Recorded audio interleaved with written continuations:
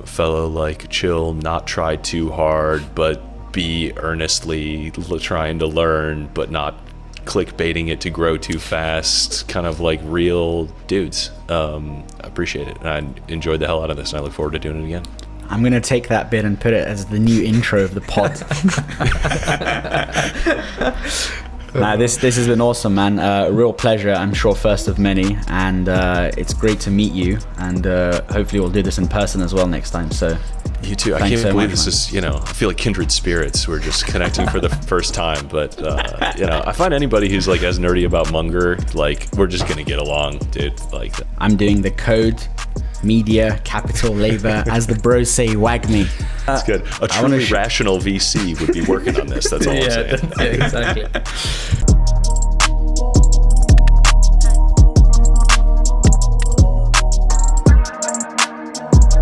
And we're live. RationalVC.com. Iman, I think you know that the previous generation, they had Peter Kaufman, who went and put together Poor Charlie's Almanack. He took a year out of work. Our generation has someone else who's just as special, and he's only getting started. The person who put together this book, the Almanack of Naval Ravikant, which we have actually been trolled, or I'm sure there's memes about us because we've quoted Naval so much over the years. Yeah, so there's going to be a lot of buzzwords. I'm sure there's going to be a lot of snippets from this episode. I'm sure people will have a lot of fun. But for those of you know, or if you don't know, then as they say, you better get to know, we have the one and only Eric Jorgenson in the house. Eric, what's up, man? Not too much, man. I'm happy to be here. Glad you guys dug the book.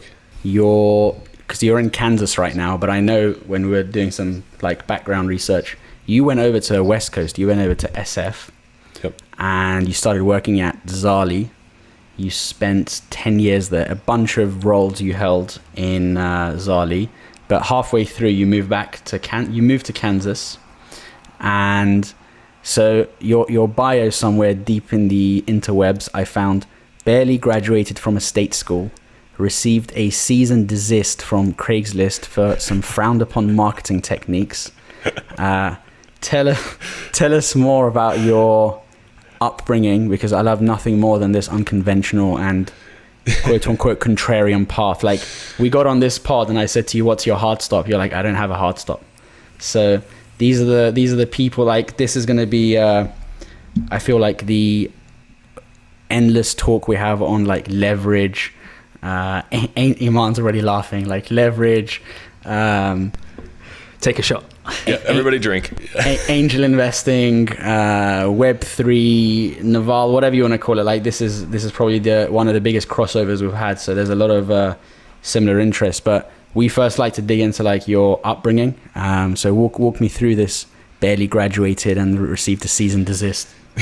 Yeah, I feel like the more comfortable I get with myself and my accomplishments, the more or the less seriously I take my bios. So they just kind of like my resume keeps getting shorter and shorter. The more I'm kind of like, it's fine. Like, you're either going to listen to me or you're not. It doesn't matter anymore.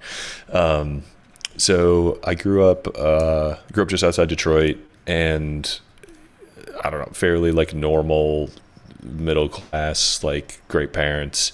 But I was like, my family has been entrepreneurial for a long time. Like, my grandfather started a business that my dad ran. So I kind of like grew up with like an entrepreneur was like a normal job to have.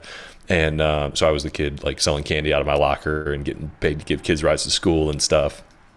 So I did okay in school and I liked learning, but I was never like, oh my God, this is the most important thing is to like get an A. I was kind of like, you guys know you can just go make money, right? And like, that's really the game.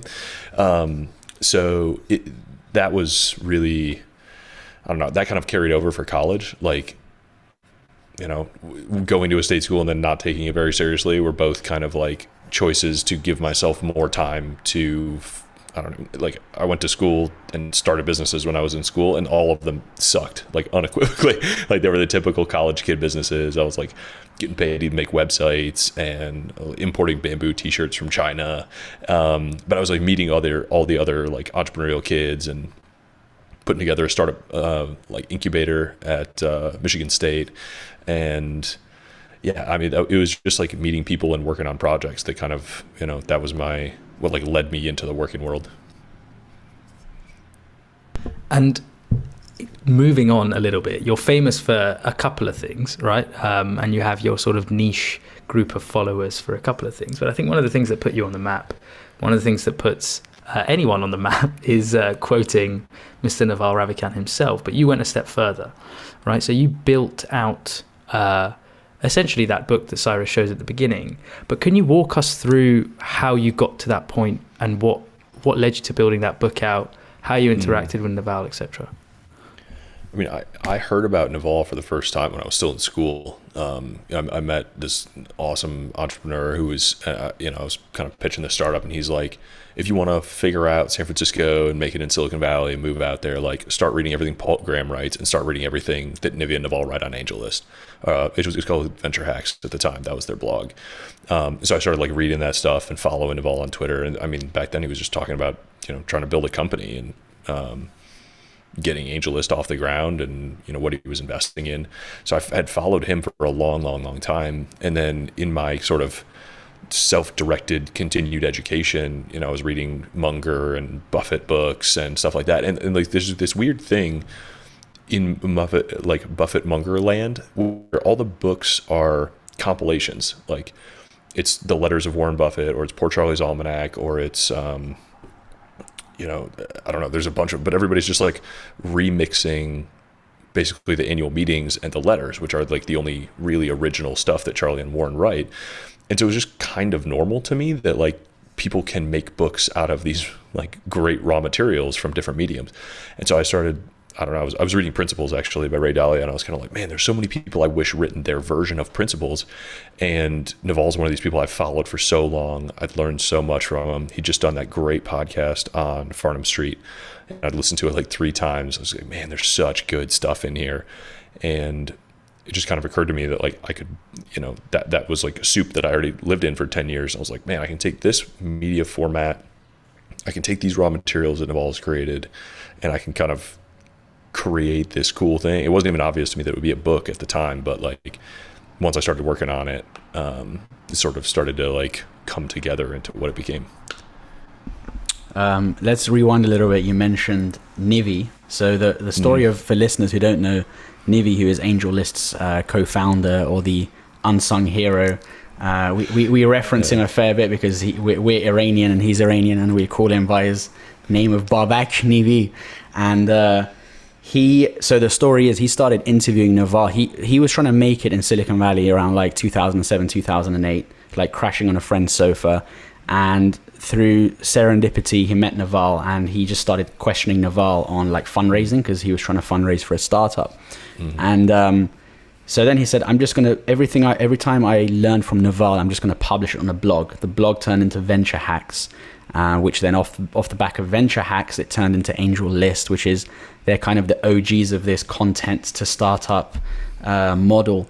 What did you learn from Nivi? Because I know you've read some of his stuff. You've been a bit involved with him as well. Like, because he's the unsung hero. He doesn't get enough credit.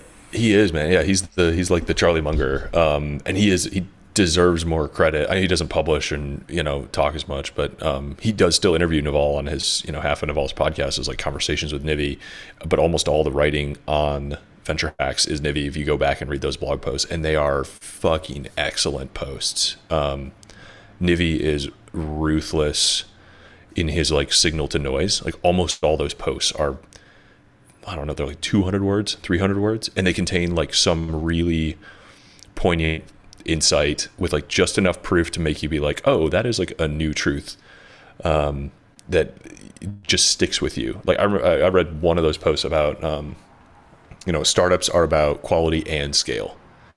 Like that was the composite of the post. And it's like, you can either go for pure scale, but not improvement of quality in your McDonald's, or you can go for quality, but not scale in your Four Seasons.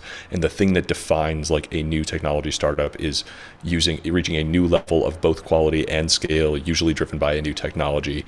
And if you're not doing that, maybe you're a small business person or you're a business person, but like you are not a tech entrepreneur if you are not pursuing a new frontier of quality and scale at the same time.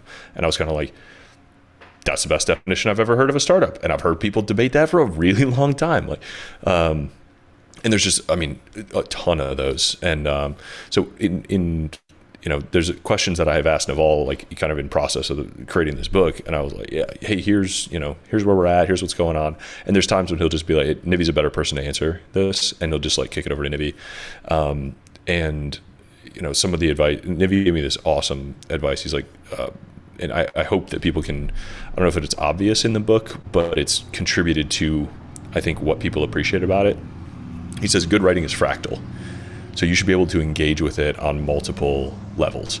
And that is, I took that to heart in, when you read the table of contents, you can get takeaways just by reading the table of contents. And then you can flip through pages and just read the tweets, which are the pull quotes. And those kind of resemble the ideas sort of in abstract. And then you can read the copy, the full like prose of the book, and get the ideas again. And then if you want to continue, you can sort of go to the recommended reading or the sources and like go even deeper. And so there's kind of like 4 layers that you can engage with it on, depending on how interested you are in that concept or how often you need a refresh or something like that. And that was just like, that little phrase stuck with me and clicked and totally changed how I thought about structuring the book and things like that. And I think part of what makes people attracted to this is there is more than one level of engagement, and kind of like you look at it in aggregate, and it prepares you to go one level deeper, and then you go one level deeper, and that prepares you to go one level beyond. And it's just this really engaging kind of like continual reinforcement and expansion of the same concepts. From one person who is amazing at taking signal and separating it from the noise, to another person, yourself. In fact, I think this is actually evident in the way you wrote the book and some of the stuff you've got on your website that didn't actually make the book, but is actually super, super impressive as well. I want to touch on a couple of things, maybe 3 things: building wealth, judgment, and happiness, right? And I think these are some core key takeaways that you've instilled within your book. I want you to touch on these 3 and speak about sort of your key takeaways, your psychology around what wealth creation is, and sort of the knowledge and experience you've gained in this part of your work as a result of some of this insights from your book. Yeah, I mean, there's some part of me that just wanted to kind of really deeply instill these lessons. Like I wanted to get even a portion as good as Naval at how well he understood these things, like building wealth and building judgment, and that's why I chose to write this book.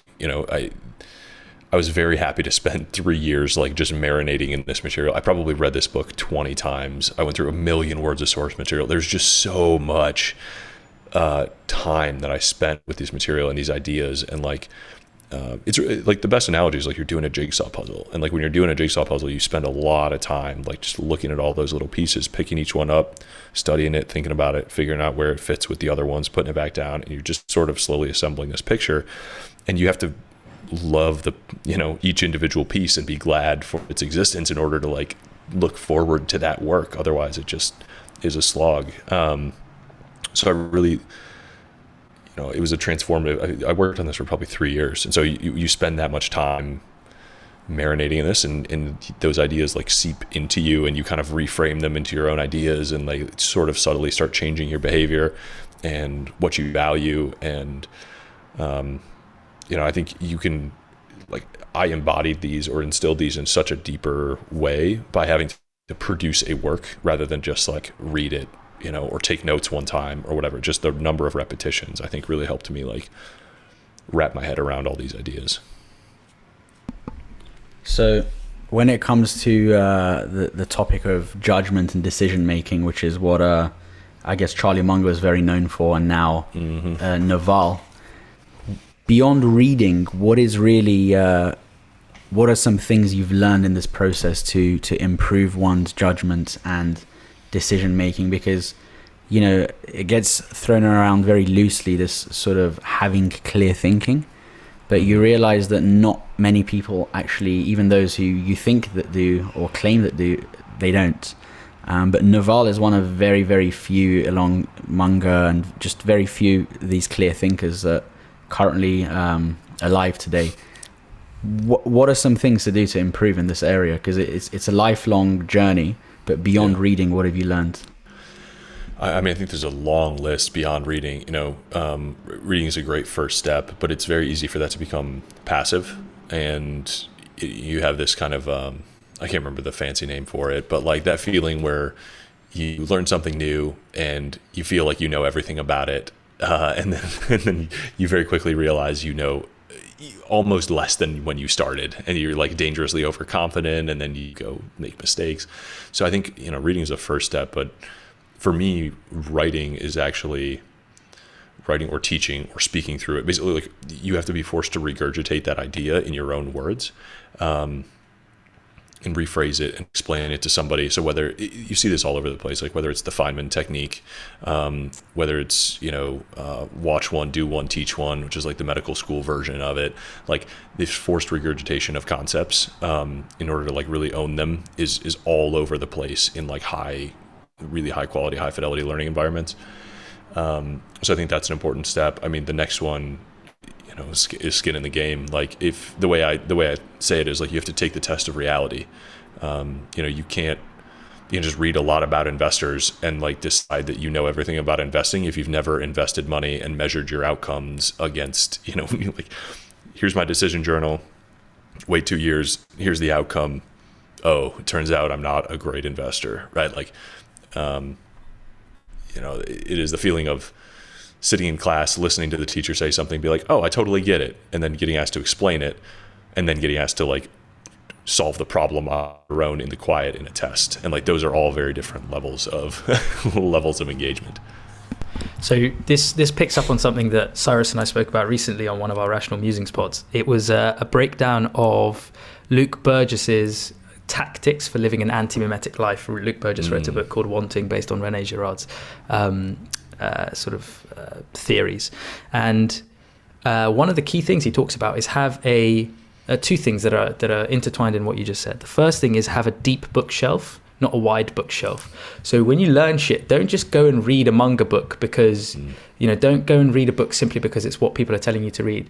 Research into something in depth. And the second thing that links into your point is autodidactism. So having the ability to learn yourself and going down that rabbit hole. And a lot of that is to do with skin in the game. So putting yourself in a process of having to learn that. And what you did is you built in public. So you kind of put yourself out there as well, and you held yourself to account. I want to skip onto something else, which I think is related to this. It's about how you utilize what you've learned and how you've taken on all of this stuff on board, and how you project it into society. So we're going to get trolled again for this phrase, but productize yourself is something that Naval is famous for saying, right? But I like struggle so much to understand what this even means in a practical sense, because Naval says a lot of philosophical things and he says a lot of tactical things. This sits within the middle of those things, so I couldn't really place it. So can you explain to us what productizing yourself is, and how you came to grasp the concept? Yeah, it is a very difficult it's a very difficult place to start, I think. So if someone just says like that as a here's all you need to know, it is like borderline useless. If you have read a few chapters of this book and really internalized them and understood them, then when someone presents you with that summary, you're kind of like, that encapsulates those ideas relatively well. So I think, it comes at the end of that, famous, like how to get rich without getting lucky tweet storm. And it comes relatively early in the book, but there is like a place where he unpacks that. So he says like, Productise has leverage inherent in it. Products are a type of leverage that scales. Productise has specific knowledge in it. Like you are encapsulating whatever your unique skills, talents, and insights are. Yourself is like really leans into that uniqueness. Yourself drives the accountability. But there's a lot of sort of concepts in there that embodies. I mean, but tactically, like what we're doing right now is productizing yourself. You're very literally like, creating a podcast is, I like to think of it as like creating a digital clone. We're recording this, and anybody in the future can play out this very specific instance of like Eric, Cyrus, and Iman, and like experience the product of us. And whether that's written or software or algorithms or audio, like great. But if it's not unique, and if it's not high quality and high skill, then it's not going to matter. And if it's not productized, it's not going to scale. So I think that's I don't know, is it, like what parts of it do you struggle to like wrap your head around, or you just try to figure out like where all the places that it applies? I think both, actually. So where are all the places that it applies, I think, is actually not too hard in an internet age to figure out. But I think it's more around understanding what your specific knowledge is, and really deeply understanding that, and not getting washed over by a lot of the information you take in. So let's say I read a lot about Munger. To what extent can I relate to that? Well, probably not that much. The guy is like 2 generations before me, and a lot of the concepts he talks about are pretty simplified. Poison. Yeah, exactly. By the way, he talks a lot about venereal diseases. It's weird. And look, the guy's lost a kid, and he's been through a lot, and like he's to what extent can I really truly take a lot of those learnings and leverage them in my life? Well, that's something you got to learn as you grow. But it's taking your specific knowledge linked with a lot of the stuff you learn and bridging those two to productize yourself, which I think is the complicated bit for me. Yeah, I think. I love that this all basically starts with specific knowledge. Because I think it's fundamentally liberating, right? Like, I think everybody who's like ambitious in a certain direction spends a lot of time studying the greats of the previous generation, whether it's Munger or Benjamin Franklin or Warren Buffett or whatever, Elon Musk probably today. And you always start with like, oh, I'll just try to do that. Like, I'll try to walk that path. I'll start the partnership. I'll become a value investor. I'll pick up that philosophy.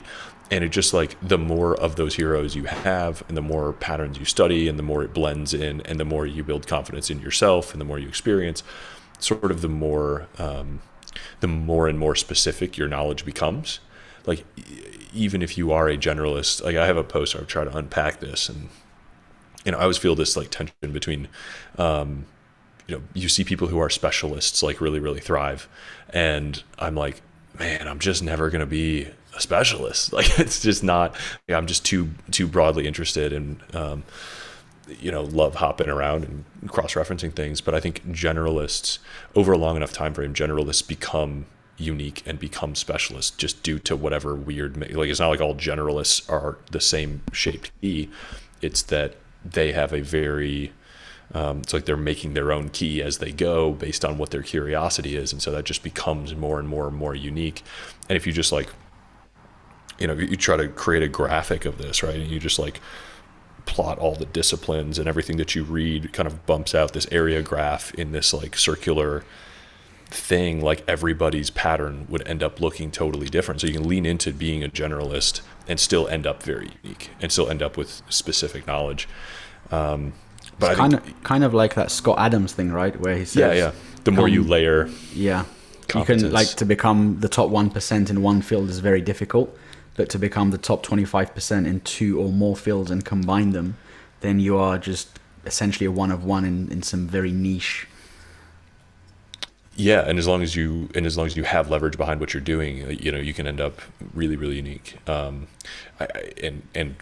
high achieving. I think the specific knowledge is tough, though, to your point, Aman, because it's very like, it is a long journey to feel like you have high confidence in that. But I think it's an iterative journey with doing the work too. Like, it is not like you need a black belt understanding of your specific knowledge. It's like, I don't know about you guys, I have a long list of failed projects in my past where like I learned something and I picked something up, but it wasn't really what I loved. And I was like, oh, well, I learned something both about the world and about myself, and now I've moved on. And like, that's just, part of the journey. But I feel like every cycle that I go through, I kind of get like close. Now I get a little more knowledge and a little more specific. So hopefully the next go round, like, goes a little better. Yeah. You've been in the trenches for a while, because when I was doing some research, so you've been writing from like 2014, 2015 online. You had this, it's like I forgot the name, but it's like a startup series. It's on your website, ericjorgenson.com. Yeah, ejorgenson.com is my website. Yeah. But yeah, Evergreen was one of the first projects that I did that was kind of, it was also a curative project, which I think is also kind of one of the breadcrumbs along the trail that leads to the Almanack of Naval. But I would pick one topic. I would say like, network effects, and I'd send out to my mailing list. I was like, all right, guys, send me what's the best thing you've ever seen, watched, heard, read, listened to about network effects, and everybody would send me something. Not everybody would send me something. A few dozen people would send me something, and I'd spend a week consuming all that and curating it and pulling out excerpts, and then I'd write kind of a short summary. It's like a 10-minute read.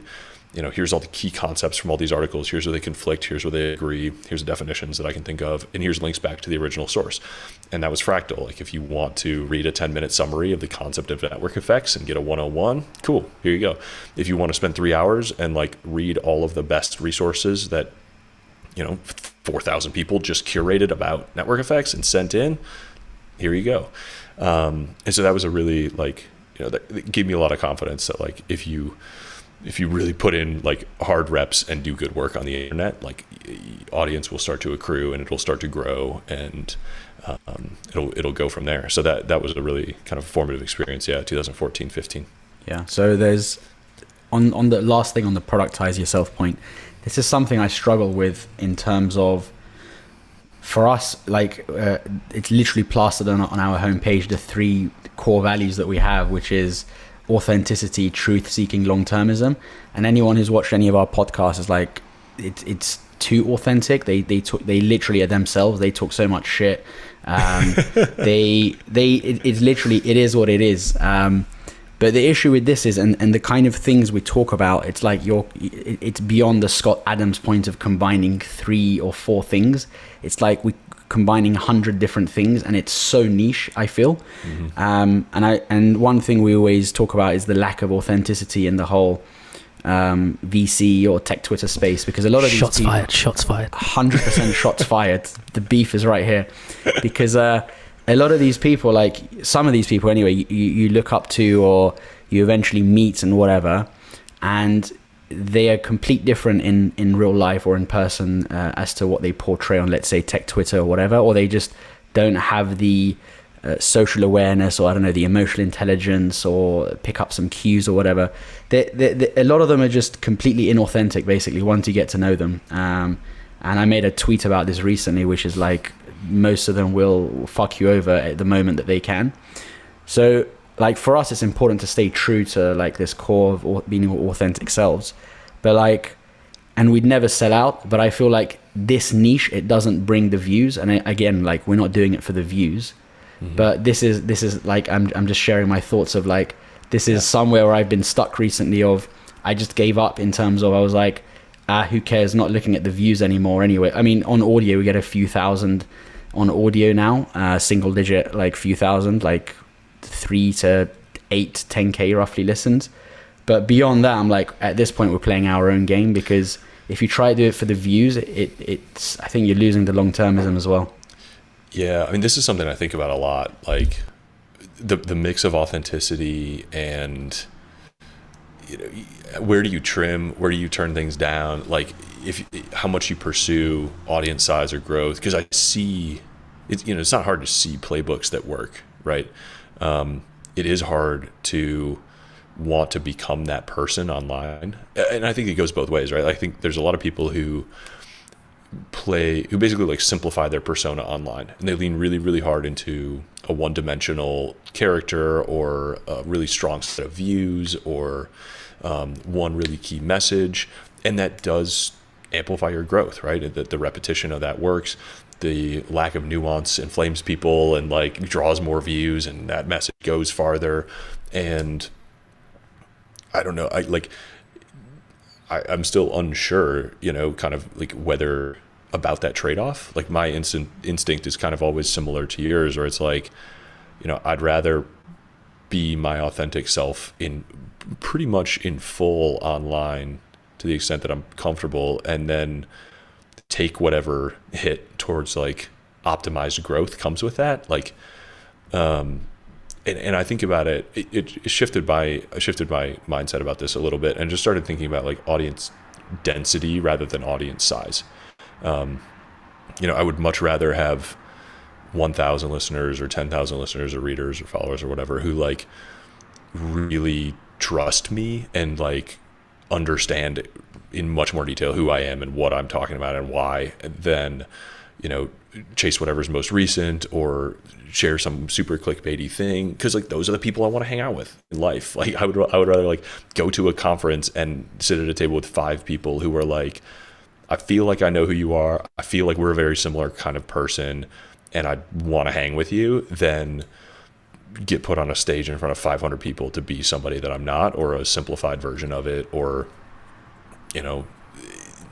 it's just not worth it. Like I've always treated Twitter, I think of it like a scaled living room, right? Like I'll show you guys pictures of my sandwiches. I will like share bullshit jokes. I will like do whatever is on my mind, man. Like I will put out there. And, if I could have 500,000 followers, but I have to only talk about one thing and like write threads, lowest common denominator, like viral shit, that's just not the way I want to spend my time. Here are the top 10 tips for a morning routine. Here is a thread. Shots fired again.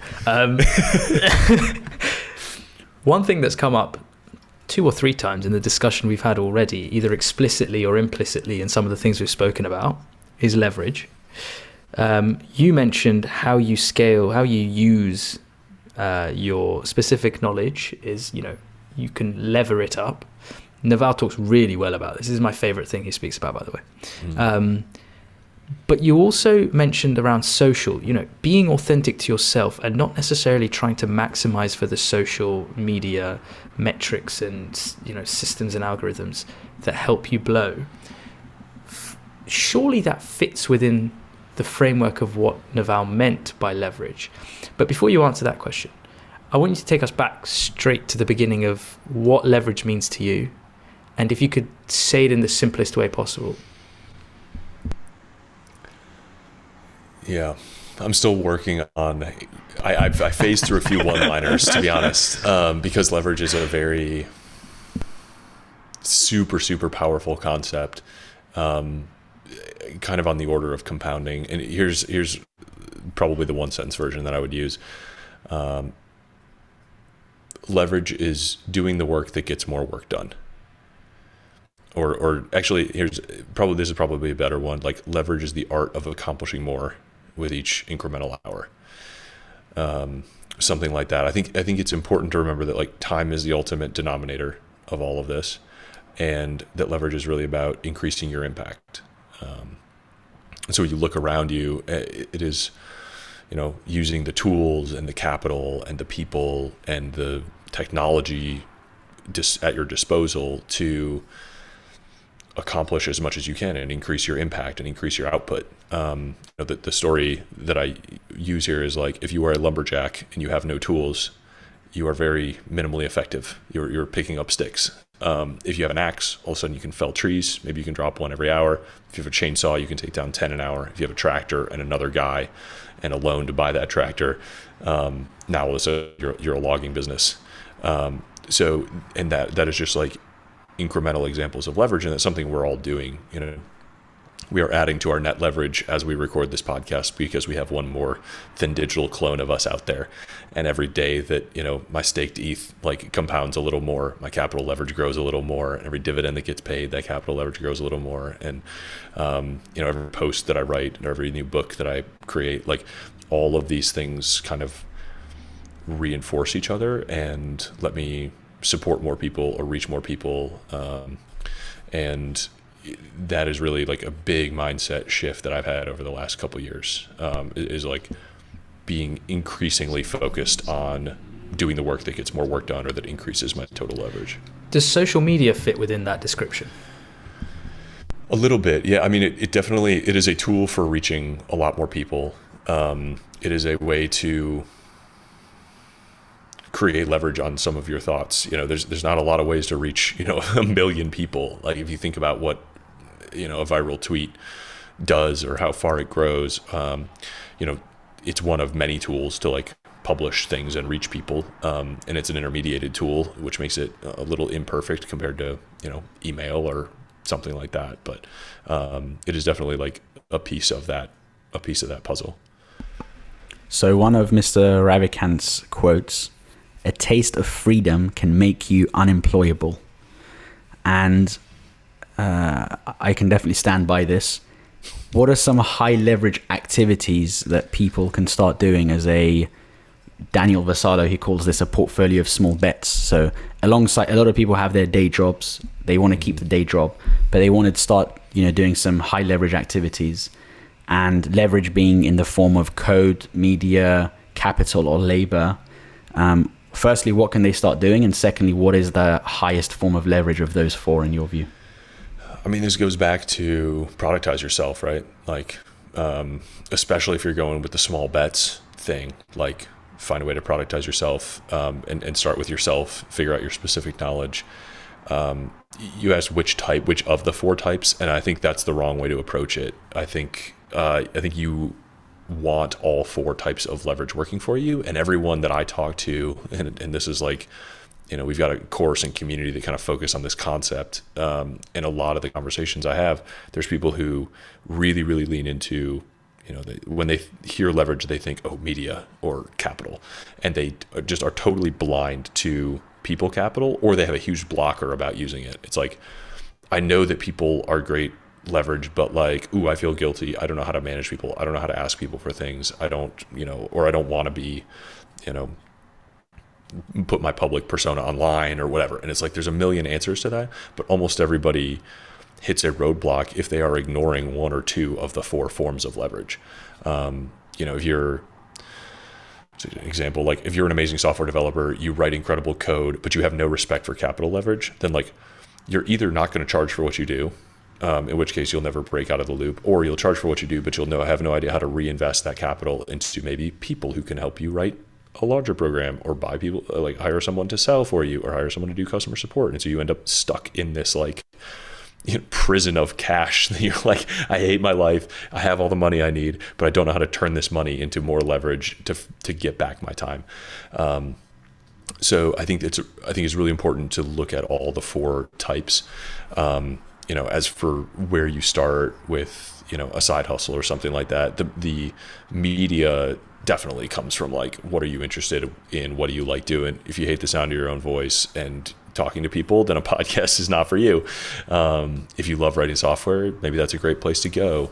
I think in the case where you're side hustling, it's especially like, I wrote this book when I had a full-time job, and it was really, really helpful to have it be so asynchronous. Like it was, Evergreen was deadline oriented. Like I had to publish every Sunday night, no matter what. That's what everybody was expecting. I held myself to that, and that made for some hard ass weekends and some late nights and some unhappy relationships.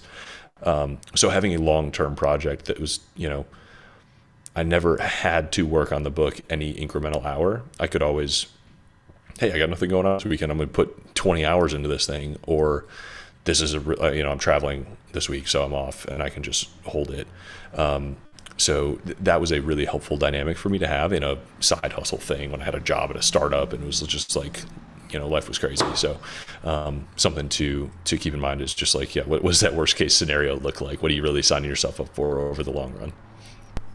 And how has your mind, your life even changed since you left the conventional path? You talk about traditional careers and hard work and how this has changed, but from your personal lens, how do you think this stuff has shifted?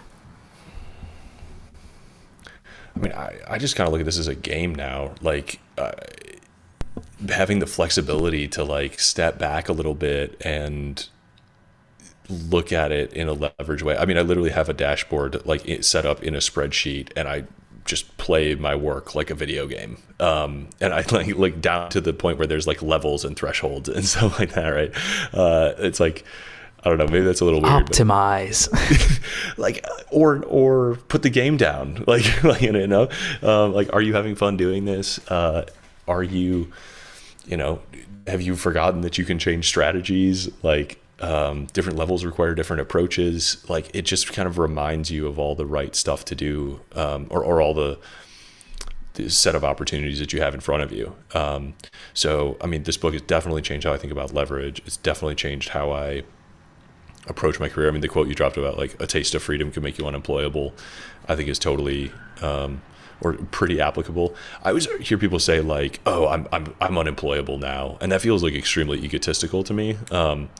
Like it may be true in some cases, but I think there's actually tremendous leverage to joining the right organization, and there's absolutely missions and sort of organizations that I can imagine being like, I would sign up to be a part of that mission. If I thought there was some real like nuclear power startup or nanotech startup that like really for some reason needed my obscure skill set, and like I could dedicate my work there to furthering that mission, where I'm not even really that fungible, where like my presence has a meaningful impact on the outcome, like fucking employ me, like put me to work. Like I will sign up for that war and like die in the trench to like get us some more nuclear power, and some like there's just a lot of good stuff that comes out of that. So I don't think I'm unemployable, but there's certainly a lot of jobs that I would no longer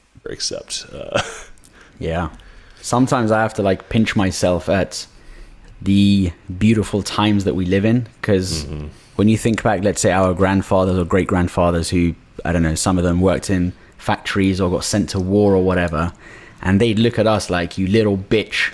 Yeah.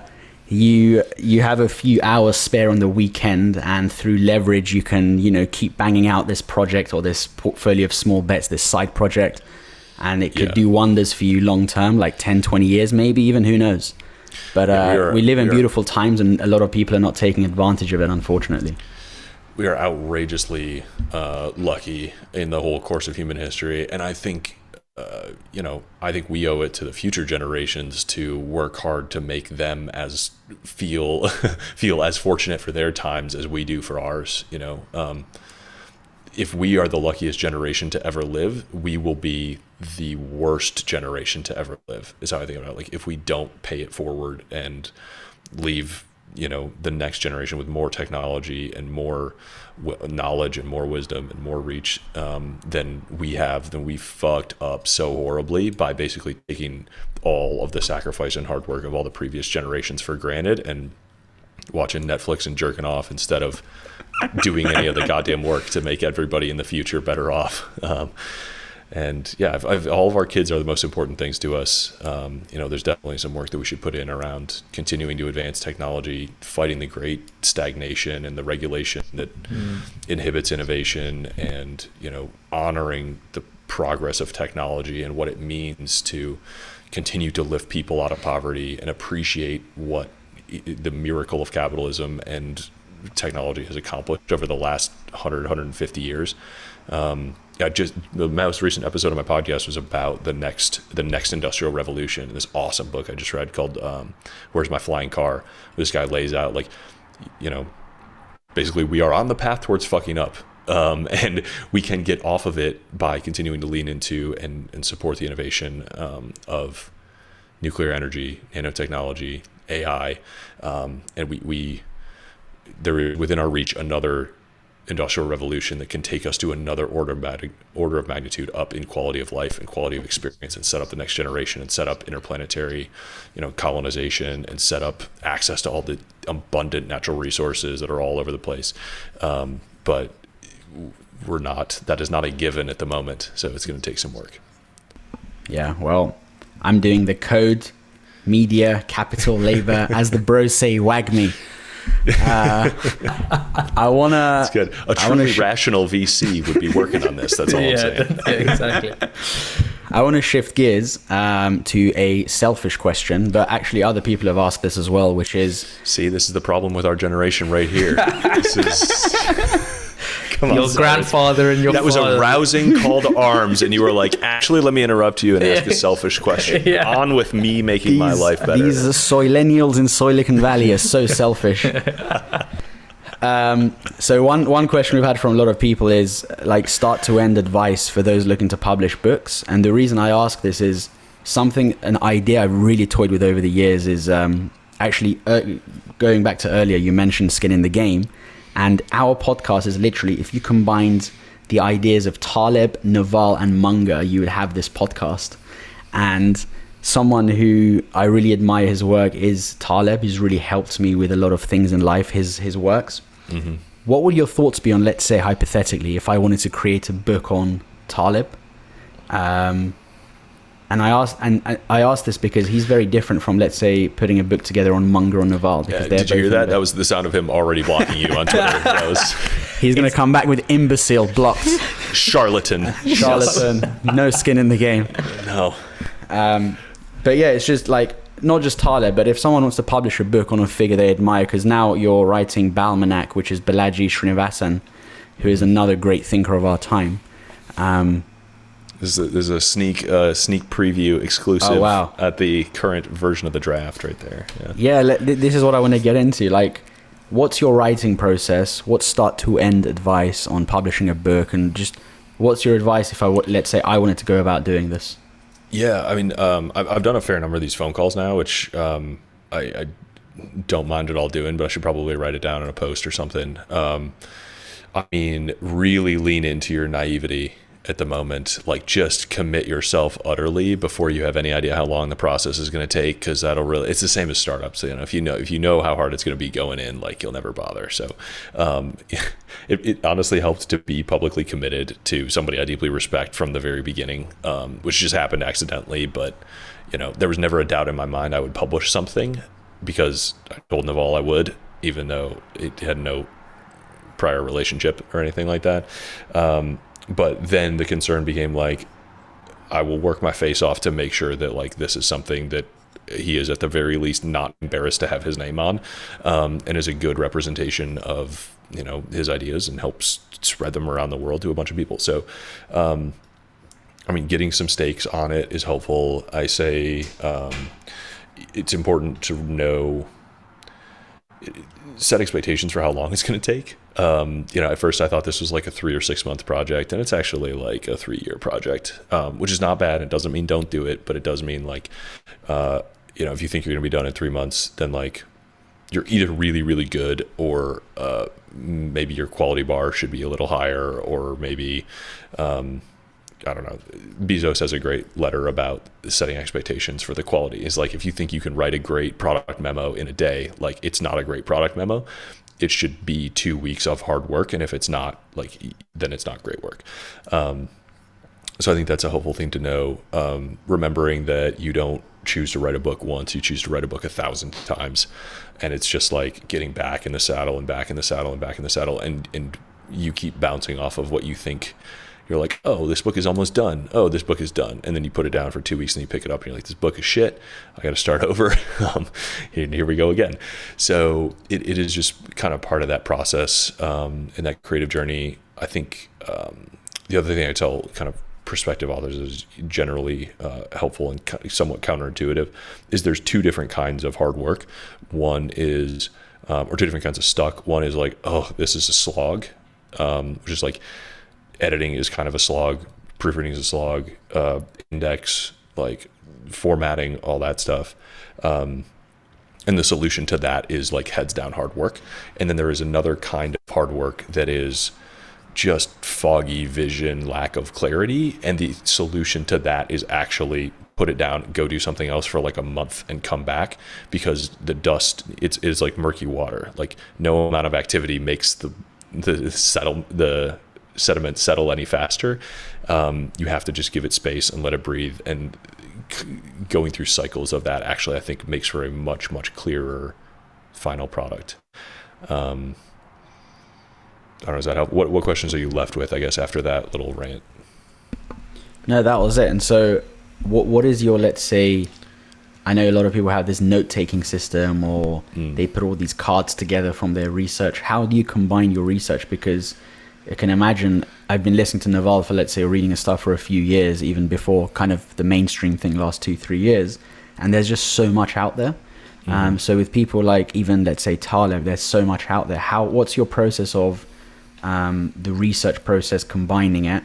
And then finally after that, what's your process of publishing? Did you like go to an agent? Do you self, like all of that stuff as well, the logistical side?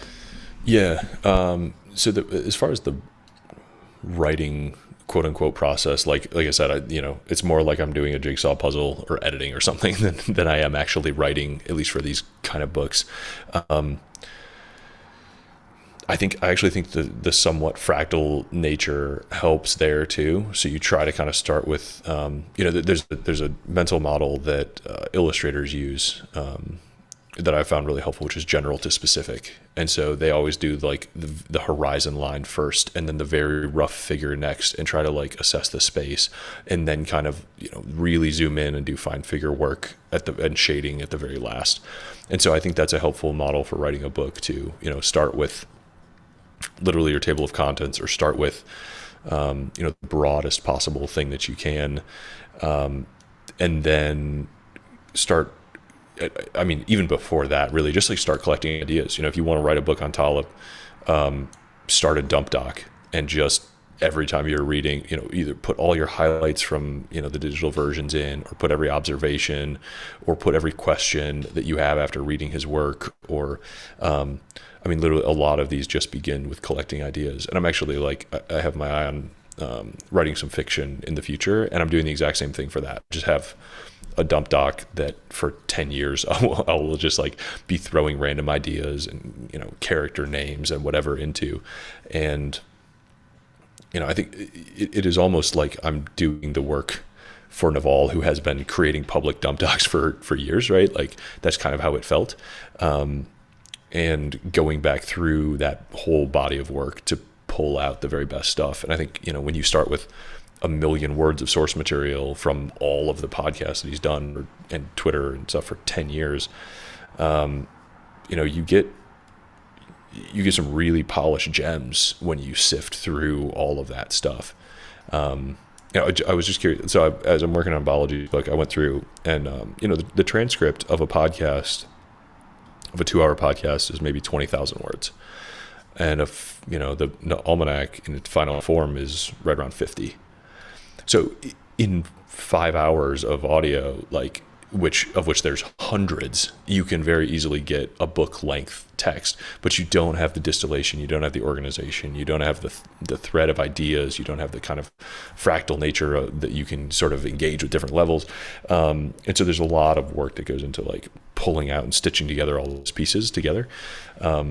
But yeah, Talib would be a really interesting one. I actually think his ideas are so powerful. His voice is so unique. And he understands these ideas so thoroughly that, it's kind of like Luke Burgess with Gerard. There's people who aren't going to read the whole Incerto, unfortunately. I love Talib's books. I find them I think the writing is excellent. I think he hammers the ideas home. But there's definitely people who you could reach with a either more approachable or different version. And Anti-Fragility or Skin in the Game is a kind of idea. You could do, skin in the game for VC, skin in the game for entrepreneurs, skin in the game for actor. Those concepts are so broadly applicable that they can get renovated or reorganized or recontextualized in a ton of different ways, and I think still be really, really valuable to people. Before Cyrus moves on to the next question, let me get your one more. Selfish Cyrus. Cyrus is always the one. But one question from myself, to be even more selfish, is we publish a monthly essay. The essay is really, really detailed, and you mentioned a couple of books that we've actually deep dived into, Where Is My Flying Car? And that builds on a lot of the Tyler Cowen fundamentals around the 70s and how we've declined in our ability to innovate since. We've actually got an essay on the site called The Contrarian Entrepreneur that goes into detail about this. But my question for you is, we're doing this on a monthly basis. That requires you to churn out content, and these are proper long essays. And not often do we have the time to bring together a whole host of material and be able to synthesize all the material that we want to incorporate, whilst also incorporating a story and putting that narrative of the thread of the story throughout the whole thing. So, and this again goes back to productizing yourself. We want to keep ourselves publicly accountable to doing this. What are your thoughts around potentially us reducing cadence but improving quality versus maintaining cadence but maybe reducing text length or the things that we focus on? What are your goals for your blog or for your audience? the goal for me personally, and Cyrus might be different, is I just want to talk about things that I find interesting, and often that does resonate with people that I send it out to, but not all the time. We'll get unsubscribers every time we post. So yeah, I think it's just for me to learn more than anything. Then it's a little bit like you can choose your own cadence, right? I mean, this feels like a very classic trade-off. Publishing Evergreen was always weekly, and it was the same thing. It's like, man, I could make this thing if I had a month. It would be way longer, and it would be more detailed, and maybe it would be better, and maybe I'd understand this idea better. But there was a lot of value to me in cranking through 18 concepts in 18 weeks, and it was a really broad sort of education on all these important concepts that would have taken years if I had done one a month or one a quarter or something like that. When I finished the book, I really, the constraint I left myself there was really, really, really, really high quality, not any deadline whatsoever. And I really believe craftsmanship comes when there is no deadline and you can just obsess. I knew I had to publish, and at some point you just have to kind of rip the Band-Aid and be like, okay, lock the manuscript, here we go. Which is a scary moment. But you've kind of felt the asymptotic approach to, you're changing less and less each movement, or each edit, each pass, and you're kind of like, diminishing marginal returns mean I'm really getting close to as good as I think this thing can be in a reasonable time frame. So it's time to publish. So your cadence is a little bit of an unanswerable for me from my perspective. I would say if there's an essay that you're feels intuitively like you're only halfway done, but it's, publishing week, you can be like, fuck it, I'll publish it. I'm going to finish my understanding of this idea and I'll publish it next month. If it is truly more important to you, but having that 1 month deadline, and the expectation of yourself, even that you publish every month, really helps you feel like I got to sit down and write this thing.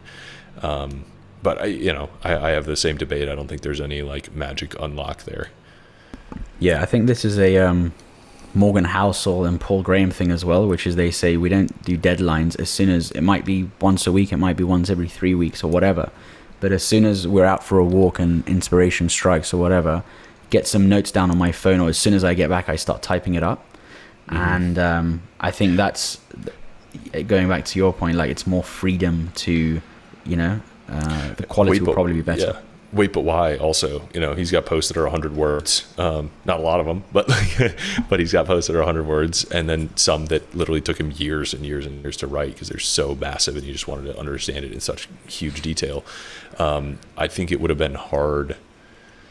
There may be a natural, it'd be interesting to actually look at Paul Graham or Morgan Housel's version of this. I love both of them as essayists, and see do they maybe start out with a really high publishing cadence earlier on in their career, kind of try to get prolific, reach some level of audience that they're happy with, fly through ideas, and then it seems like that's been David Perell's sort of journey too. It's all right, I'm going to be a little more deliberate with the topics that I pick. I'm going to be more deliberate with my publishing schedule. I'm going to choose, Wait, but why's got longer and longer and longer and longer until he's publishing 100,000 word essay, which is crazy. That took him years to write. So there's probably a somewhat natural evolution of creators on that scale, maybe. Yeah. Just speculative though.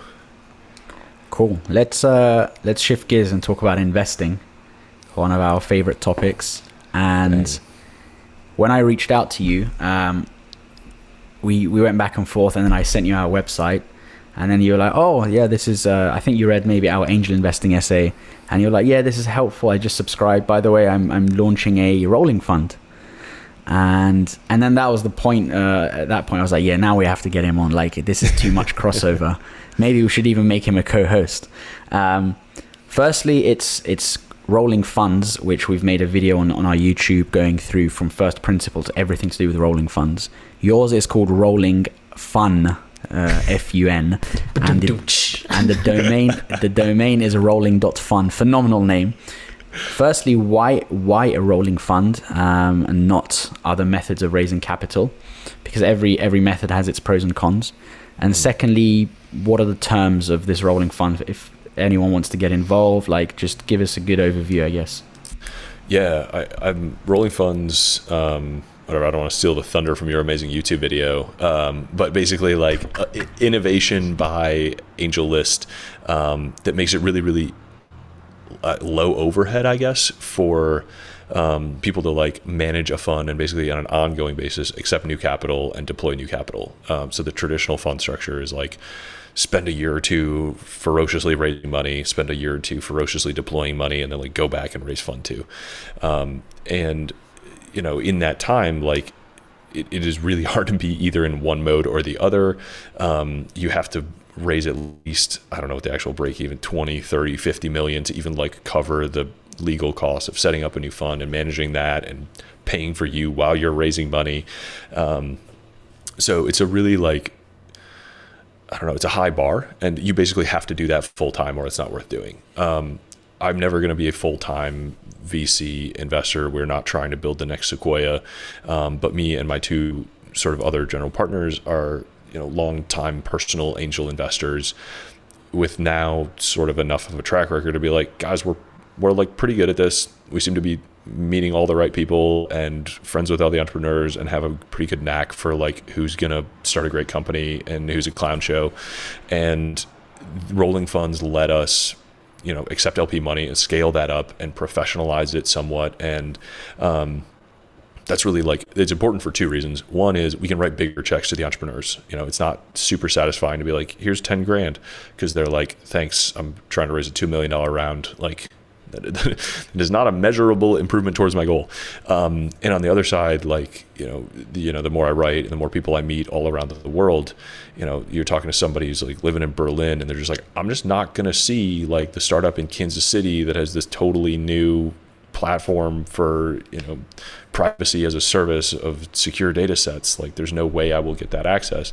You know, they don't fly to South by, they don't hang out in Austin and San Francisco, or and so they're very happy to be like, here, like take some money, put it to work. You know, I've been reading your stuff for years. I trust you. Like, I like the way you think about these things. Let's go. So access on the LP side and impact on the entrepreneur side are sort of the main reasons for us to take on LP capital. And rolling funds is like the vehicle that makes it work. So, you know, if you happen to meet somebody who wants to invest, great, there's always room. If you happen to meet a great entrepreneur, you basically have a new mini fund every quarter and very predictable capital calls for the LPs. So it's, you know, you can put $5 grand, $10 grand, $50 grand to work every quarter for X number of years. And it's just nice for both sides. Nobody has to like write one fat check at one time. We always have capital to deploy, or at least are, you know, no more than a month from getting a new sort of infusion. And it's just a really great, AngelList is awesome to work with, and rolling funds are a great structure. And we picked a pun name because we're fucking goofballs. And like, yeah, that's how we roll. We're just all founders, and I don't know. It's just like, I want to be as upfront as possible that like this is a thing we do for fun.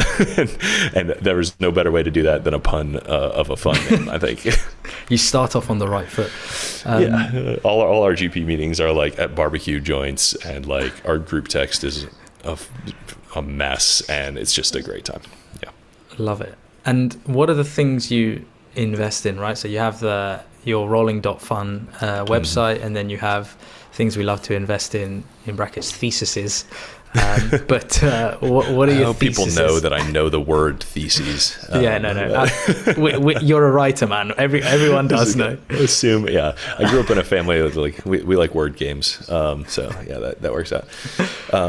Yeah, we're a very broad thesis fund. Like, you know, I personally have invested in hardware startups and, you know, sort of hardcore like crypto startups and privacy, and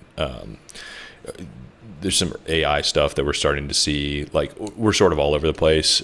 Given my love for the nuclear nanotech stuff, like I'm pretty far from like that industry. Like that is a new interest to me, but like if I meet the right person there, I'd be super excited to kind of go down that rabbit hole. You know, looking at crypto and Web3, it feels obvious to me that like holy shit, this is going to be a big like 10 or 20 years for this whole set of technologies, and the right way to play that is like broadly splayed capital, not not trying to snipe off any one particular thing. So that's kind of the move, in the philosophy that we're taking. Anything else in that list you want to talk through? Yeah, you talk about space as well. So recently I tweeted something around space, and I wanted to get a view of who's investing in space, because it just feels like SpaceX has the whole market. But what I was missing is that's only one small use case of the entire market that is space.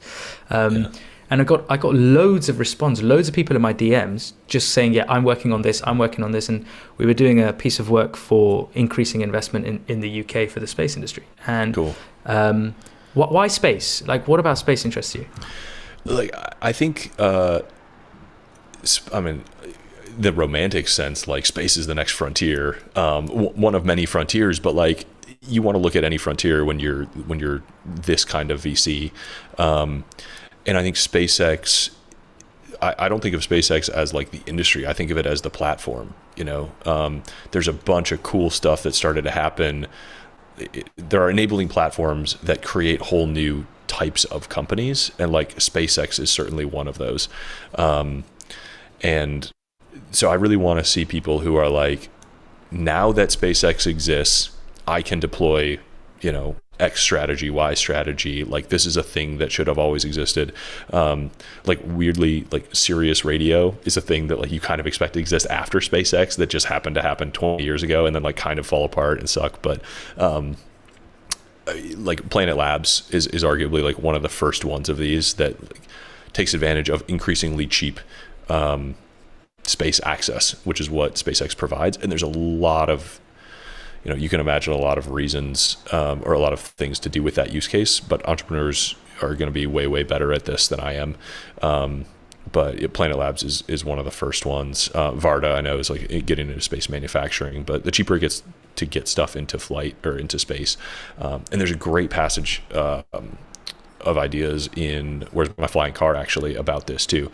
He pitches like a weather control, sort of like these tiny stratosphere robots that can like reflect away sunlight or create clouds or like focus a golden eye laser from space. And there's just all kinds of crazy stuff that can happen. Am I correct in saying that before the rolling fund, you were investing your own capital, like small angel checks? Yeah. So yeah, this is what I love, because a lot of people, let's say they'll launch now. It's the hip thing to do, to be raising money from other people but have no skin in the game. What I like is that this, ladies and gents, this man honors the values. He had skin in the game and has skin in the game now. Gunshot noises. How did you source deals back then, and how has it changed? Because I imagine after the Naval book, your deal flow is blown up, like leverage for the win. Yeah, well, it's interesting. Like, I didn't think of it as sourcing deals. I thought of it as like my friends were entrepreneurs and I hung out with entrepreneurs, and I was in San Francisco and everybody was starting awesome companies. And I didn't think of myself as an angel investor. I just thought of myself as like, guy whose friends were starting companies. And I was just like, a bro. Just a dude. And I was like, well, that's a really smart friend, and I really like the thing he's working on, and I wish I could go work at that. That is how it started. Is like, I wish I could go work at that company to get those stock options, because I know that guy is going to be successful and that company is going to thrive, and it's really cool. And I was like losing sleep over the fact that I like couldn't go work at this other company to get stock options. And then I was like, you fucking idiot, like invest, and realize that like for a relatively small number of dollars compared to the value of my time, I can get stock options as other companies. So I wasn't even an accredited investor. I had to convince like a friend of mine who was an accredited investor to invest in the company. And then we had like a side deal where I bought some of his shares because I only had like $5,000 to my name that I could invest. And so like he wrote a bigger check and I bought some of his investment out. And like, that was how my first angel investment happened. But it like turned out that my instincts were right. And that is now $1 billion company and, continues to grow. And, I've had a few other sort of similar things along the way where I was like, man, I just feel like I can't miss this. But I wasn't meaningfully working on deal flow. I wasn't publicizing myself as an investor. But now that like, I'm like, hey guys, I have a fund. Like actually, like that is where the deal flow comes from. People are just like, hey, I've been reading your newsletter for 5 years. I'm raising a company, or I'm raising money. I trust you to be a great investor. I like the way you look at the world. Do you want to invest in our company? I'm like, yes, I do. Thank you for reaching out. You are very smart. I appreciate what you're doing. That is a great point, especially at pre-seed, which is he's very smart. the whole thesis of if it's a company that I really want to work for. So this is I think Gary Tan of Initialized Capital has this thing as well, which is if I'm absolutely dying to work at this company, because at pre-seed there's not really much due diligence to do other than the team you're betting on and I guess a few other things as well, like TAM projects, whatever potential, but really it's the team. And it's like, am I dying to work here?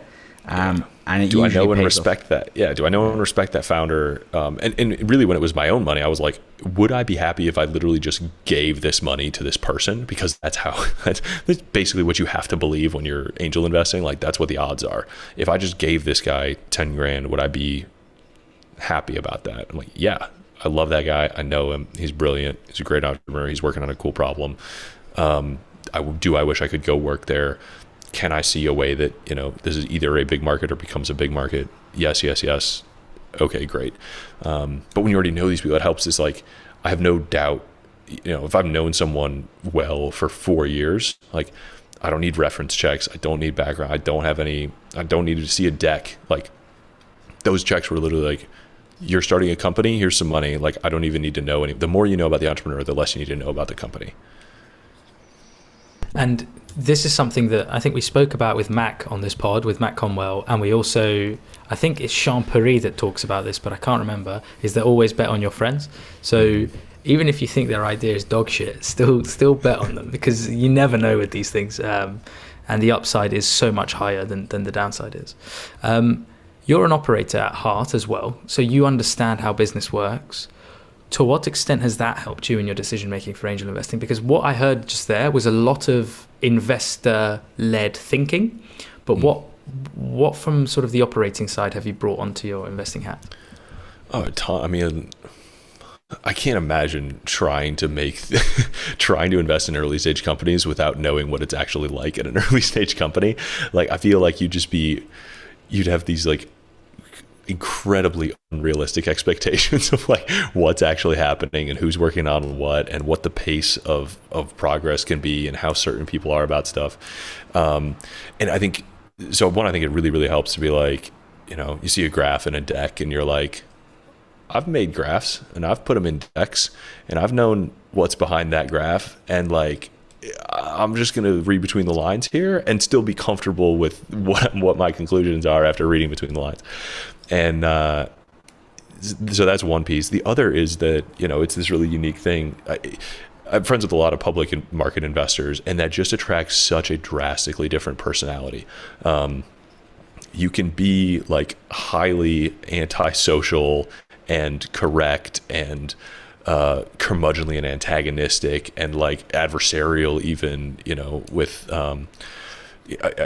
activist investors and all this stuff aside, like that is a thing that happens in public markets. But private markets, especially early stage, there's only so much capacity. The entrepreneurs are marrying these investors and have to work with them for long periods of time.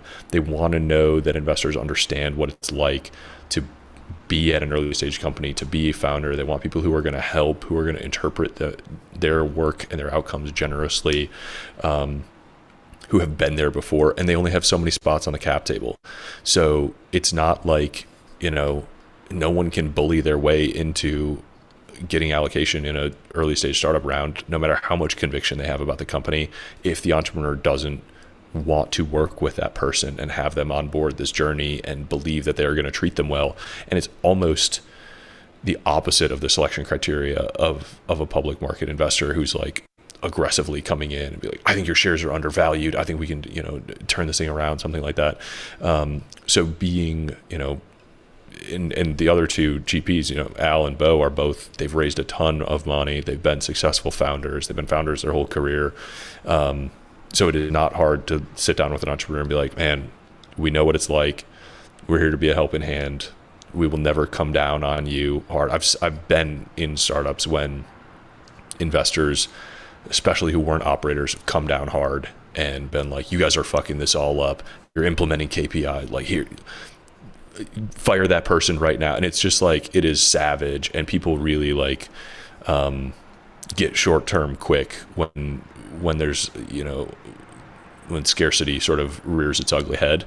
And we have all now been through companies where we've invested or been on the other side, and it's like, hey, this isn't going well. And we've seen people be like, that's okay, man. We're all in it together. I want the best thing for you. Like, we're all rowing in the same direction. And if the money's gone, it's gone. And I prefer LPs who understand that that's how the game is played, and who know that, you know, we will always favor that entrepreneur and understand that, you know, they are doing the best they can with what they have. And this is a fucking hard game. Startups are hard, and nobody deserves to get treated like shit when their company underperforms expectations, assuming, like, you know, good intent and honorable conduct and all that. You know, there's cases of fraud where you can put aside some of that, but they're very few and far between, I think.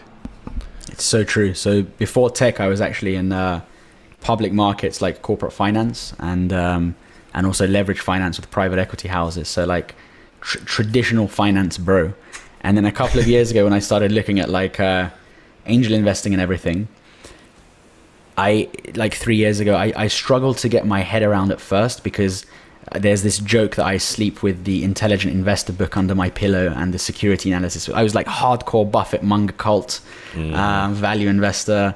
And it really takes a while for you to like switch, like make that mental switch to acknowledging this. And one thing that really helped is just being steeped in startups, like working in startups, having my own startup, and going back to the skin in the game point, like ultra crucial. I think it's being an operator. I think it's a requirement for any founder to take checks at pre-seed. Like, it has to be operators. In pre-seed is very, like, the earlier it gets, the more true this is. You know, I know plenty of great VCs at later stages who, you know, it's much more like public market investing. You know, they're running models, they're analyzing numbers, they're diligencing stuff. But, like, you know, it's pre-seed and seed are such relationship businesses. And you know, like I said, the diligence is done if you've known a great operator or an entrepreneur for 5 years. And it's so manic at pre-seed, like a startup. It's such a shit show that a public market guy will never even understand unless he's had skin in the game.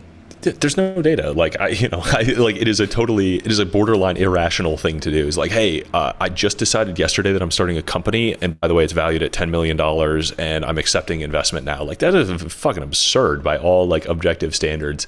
And it really takes like, I don't know. It takes like time in these like exponential outcome domains to really sort of develop a little bit of an intuition and belief that like there's something even remotely real there. Yeah. So shifting gears, last topic before we get to like the ending round is Web3. But I think someone who is getting a lot of thoughts out on Web3 in the world is Mr. Balaji, who you're writing a book on at the moment. Apart from, before we actually get onto the whole Web3 topic, what are some big ideas that you have picked up from Balaji? Because this is someone who I think everyone should be listening to. Credit to you for putting this book together, because I think it will get his name out there a lot more. But an array of topics from, I don't know, Web3 to city states to just, you can go on all day. And some of them, whenever he speaks on a pod, sometimes I have to rewind a number of times. What's a snapshot of a few of the big ideas that you think people should be aware of that you've picked up from him? Yeah, he's such an interesting thinker, and he's so different from Naval, really. Naval's so good at distilling stuff down to like one really core essence, and Balaji's really like, he will take as much time expanding ideas or like connecting them to each other as you give him, which is really interesting. And you listen to his interviews, you go through the transcripts, and it's kind of like an idea, and he will just automatically transition into talking about the supporting idea before that, and the supporting idea before that, and the supporting idea before that. And he's so mathematical and sort of like structured and engineered in his approach that it's really interesting. He arrives at some really unique places. there's a lot of editing that like goes into separating out these ideas and like putting them back together in a structure that I think for someone who's new to the ideas can like build on each other. So some of the big ideas that are kind of emerging from, the first pass or two through the huge sections that come out are technology, like the nature of technology. I don't think, we all spend a lot of time in it, but I don't think the average person could tell you like, what is technology? Why is it important? Another is truth. So he has spent a lot of time with a sort of a mathematical approach, like what is a fundamental truth? What are the ways that it's established? How do people decide what to believe and what not to believe? And the third that I'm focusing on, at least for now, is how to build, like building the future. So given, here's how we approach truths, given here's how technology helps us live better lives and improve all of the, lived experiences of humanity. How do we actually deploy that technology? And that comes in, building technologies or media or whatever, and creating those things. I think, Web3 puts us a little bit in the, like, not necessarily everything is going to be a company anymore, which is mostly what we've seen in the last 100 years, is like, that's the technology for deploying a new idea. But we may see those turn into networks or DAOs or whatever going forward. But it's very interesting to kind of watch these things emerge. So I've done a lot of internal thinking around who Balaji is and what he's trying to accomplish, and honestly, I get lost. But there's something about his extant polls. So, from my understanding, the extant polls are Communist Capital, CCP, Woke Capital, or NYT, and Crypto Capital being BTC, which maybe links into the Web3 element. But it's the fact that we all sort of fit within a spectral combination of these three poles, and how the interlock between that triangle kind of works across different areas of life, and some of the areas that you spoke about. I think and this must be very difficult to write about, because I suspect that someone like Naval comes from a background of being like a management consultant with the ability to distill thoughts from a first principles perspective and get to the nub of the argument, as you mentioned. Someone like Balaji, mathematician, coder, way into the depths of a sort of bottom-up approach to calculating everything. So you get this top-down person, this bottom-up person. And writing must be so bloody difficult when the ideas aren't distilled. And I think this goes back to what you were discussing around just chucking loads of shit on a page and then learning how to distill it. In terms of Web3 specifically, and how it fits into the general theses, as you like to say, of Balaji, can you give us sort of an overview of what your views around Web3 are in the first instance, and why it's piqued your interest? What about it specifically has helped you get to a point where you're like, shit, this is cool stuff? Yeah. So on the biology note, it's very interesting to see. I will say the hardest thing about this so far has been, like, I really want to focus on the fundamental principles and the evergreen sort of tools for thought that he has, because I think he's such a unique thinker, and I think it may just be in my bubble, but especially like the mathematical bottoms-up approach is pretty rare. Like, unless you are educated in that sense, those aren't mental models that most people have access to. They don't tend to like question narratives and reconstruct from raw data the way he does, and they don't tend to see long arc implications of new technologies the way he does, and he's really good at all those things. So I'm trying to cut or avoid a lot of the like super contemporary analysis and sort of like processing that he does of like, here's what happened, here is my interpretation of what happens, or my prediction based on what happened in the world this week. He does a lot of that kind of stuff, and I think he's very gifted at it, and he has a unique view, but I don't think it necessarily makes for a great timeless book. I want somebody in 10 years to pick this thing up and become a better, more clear, more rigorous thinker as a result of reading this. And using a ton of examples from 2020 aren't necessarily going to be helpful for them to achieve that. So that is like something that I'm really orienting around in that book, just getting to the mental models and principles. And a good outcome for this is if a reader can learn to think a little more like Balaji by the time they're done. Like that's my KPI, I guess, or my goal.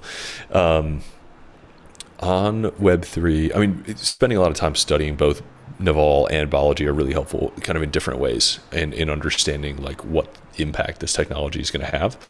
And I remember editing the crypto chapter of Naval's book that didn't make it into the book, but is up on the website. And like every time I read through it, I was like, man, I got to go buy more Ethereum. I got to go buy more Bitcoin. Like I just kept getting like more and more convinced of the long-term impacts of this stuff. But really, I mean, recently I spent like the past year basically like catching up on, I was like actively resisting going down the rabbit hole when I was still fully employed and had too much other stuff to do. And as soon as I was, fun employed, I was like, all right, back to the beginning, all the ETH podcasts, read the Infinite Machine, like read all of Vitalik's posts, like just catch me up. What are all the products? What all is happening? And it's definitely early and still weird to use a lot of this stuff, but seeing like real products with usage getting built and use cases getting dismantled, and sort of like TradFi experiences getting like built in parallel. And I know how terrible the plumbing of all of that back end stuff is. And I see sort of I see a few things. I know what happens to the cost of things that get turned into software and the pace of innovation in the software world. And I feel like a lot of things that have been done either on paper or by old crufty systems that had no reason to or ability to innovate are now getting turned into software and open sourced, or getting not commoditized, but modularized and turned into like competitive swappable units, and the pace of innovation that comes from that. And then the network effects that come from people building mutually reinforcing things in the ecosystem and then having to like evangelize their chain or their products to bring in more people to reinforce that network effect. And like, there is so much, sort of when you have intuition for the pace of innovation, for how technology attacks these problems, for what happens when you free them from, the traditional, the TradFi version of just like lipstick on a pig, like in neobanks that are just sort of putting like a fancy, well-designed front end onto, ACH rails. And then you use some of these DeFi products and you're like, oh shit, that really feels good. And then you start to kind of project out from there. It's like, well, if this changes finance, what else changes? And like, you could just kind of keep going down the thing. And once you wrap your head around that, you're like, oh my God, I can come up with 50 companies that we could start right off the bat. Like, it's really obvious that ticketing should move here. It's really obvious that a lot of membership stuff should move here. It's really obvious that microtransactions maybe now get enabled. It's really obvious that cross-border transactions now get enabled. And the cost of a lot of this stuff is just going to dramatically drop. The cost of a transaction. So one of the fundamental things, and I think I've written this post, maybe it was a podcast. One of the core insights for me in unlocking this was that the cost of transactions is going to drop. When a transaction becomes pure software, the cost of a transaction is going to drop. When the cost of transactions drop, it's not that we're going to do the same number of transactions for less cost. It is that the number of transactions that we do is going to radically multiply. So instead of doing, 2 to 5 transactions a day, we're going to maybe do 20 to 50 or 200 to 500. And then the question becomes, okay, if you are doing 200 transactions a day, what are those transactions? Are you getting paid every hour by your job? Are you paying for every incremental minute of a movie that you watch? Are you is your wallet getting debited like every individual video on YouTube that you watch, and we actually have a totally ad-free like consumption experience? Over and over and over again, you can just kind of go down this list of like that's a fun brainstorm to run. And then you're like, oh, these are all individual companies. Like a Web3 YouTube is actually like, okay, connect your wallet. Okay, there's different models of monetization. Creators can set these things. Okay, you get free previews. Like, and it just kind of snowballs from there. But that comes from, what does the technology do? What is the core change that it makes in something that everyone uses? All right, what happens after that? Yeah, that's probably too much of a rant, but I have a feeling we could riff on this for a long time. I love it. We'll probably do a separate episode in the future once. Every time I go down this rabbit hole, I have like 60 tabs open, and you come to realize that we are still so early. So I think if, let's say, we touch base on this topic only in like a year from now, there will be so many advancements and so much knowledge that we would have gained in the next year, because we are still so early. So it's interesting times. And if you don't think we're like, my test for early is like, just because everybody in the world knows the name Bitcoin, like, does not mean we are not early. Like, how many people actually own it? I think there's less than like 10 million wallets in the whole world. And I believe there will be as many wallets as there are email addresses, which is basically as many as there are internet users, if not more. So I don't know, we've got another like 2 orders of magnitude, maybe a 500x for the whole crypto space. And that's just wallets, like not even counting like what spend moves on there and what usage moves on there.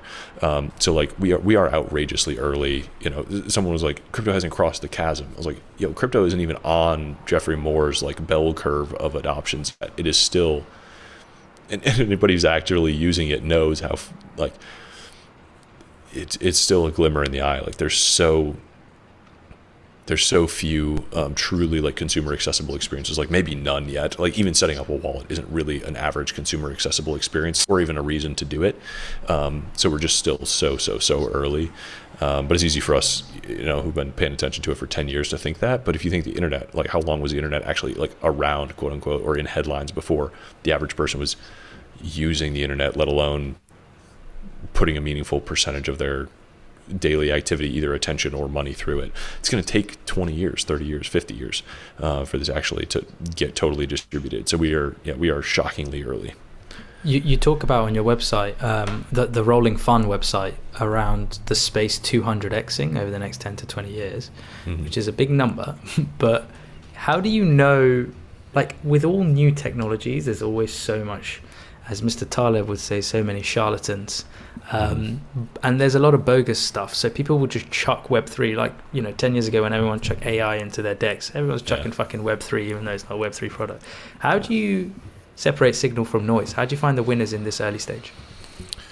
Yeah, so on a company basis, I approach it in, I really like stuff today that is, one, like serving other crypto native users with like high LTV, right? So you don't have to, like, if your current Web3 startup is dependent on mass consumer adoption, like you're probably going to struggle. I think it's early for anything that is dependent on TradFi cooperation or Rails or interaction. I think digital stuff is going to come first, but I think everything will end up either with a digital sort of new sibling or seam or something like that eventually. So stuff like, you know, I see a lot of, you know, like crypto mortgage decks, which I think it's like probably early for that yet.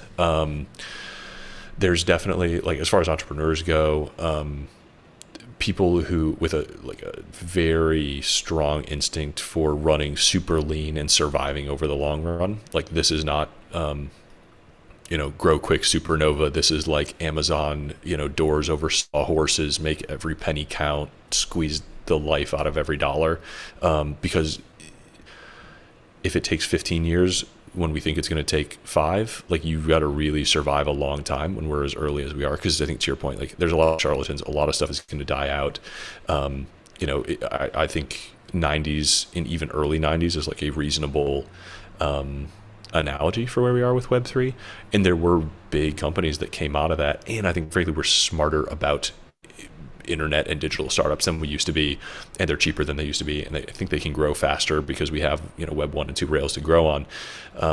So there's nothing saying that like the eBay or the Amazon aren't either out there or going to get started soon, or the Google is going to get started soon, or maybe has already started.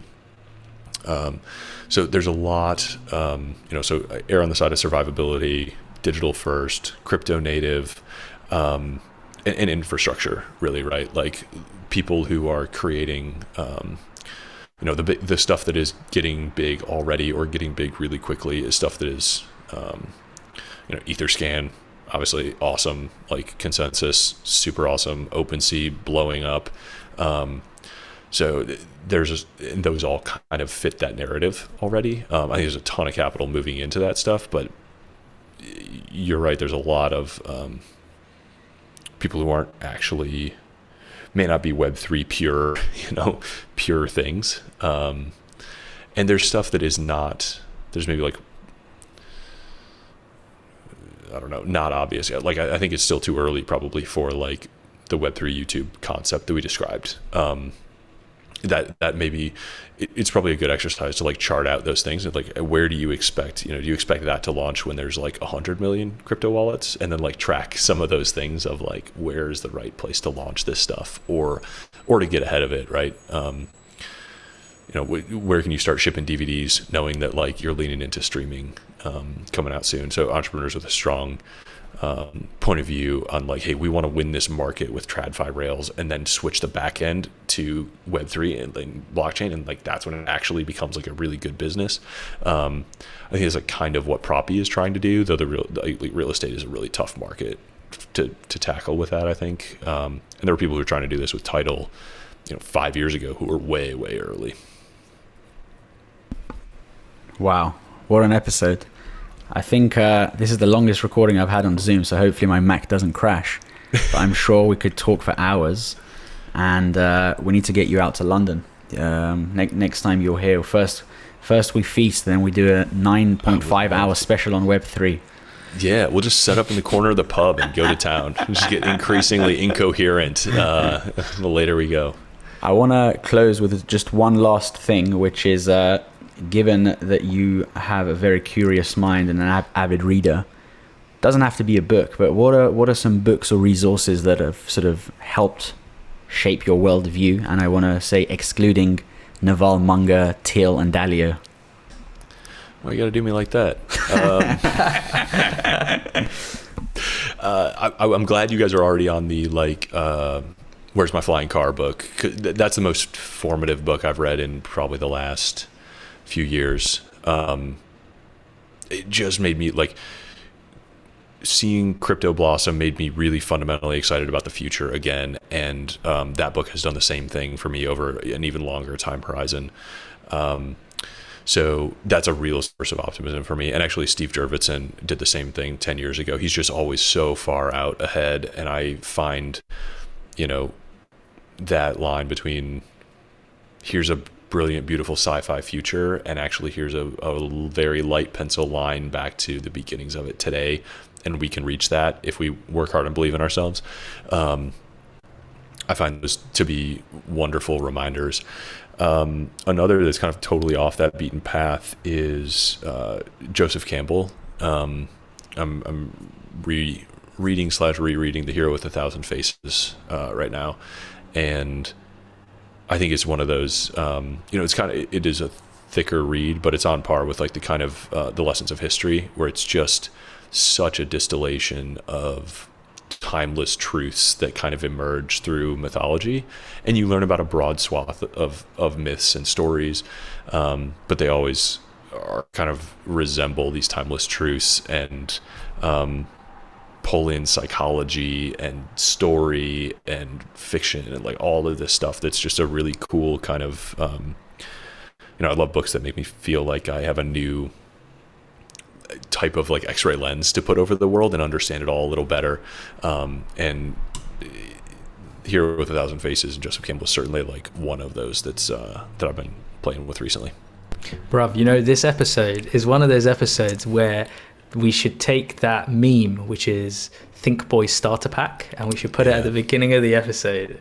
But you know what? You know what's amazing about it is we've managed to make it engaging, I think, number one, but also number two, like we're taking the piss out of ourselves, which is good. But very like, self-aware Think Boys. Yeah, yeah, exactly. I can't believe we went the whole episode without even mentioning Peter Thiel, but there you go. I just want to say thank you very much for being as chilled and as insightful as you have been. So it's been an absolute pleasure, man. It's great to meet you guys and come on the show and meet fellow like chill, not try too hard, but be earnestly trying to learn, but not clickbaiting it to grow too fast, kind of like real dudes. I appreciate it. And I enjoyed the hell out of this, and I look forward to doing it again. I'm going to take that bit and put it as the new intro of the pod.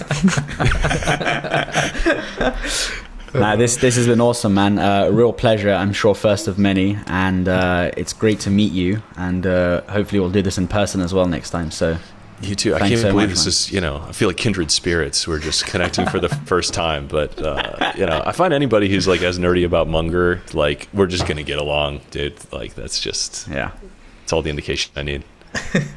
Cool, man. So last thing, where can people find you?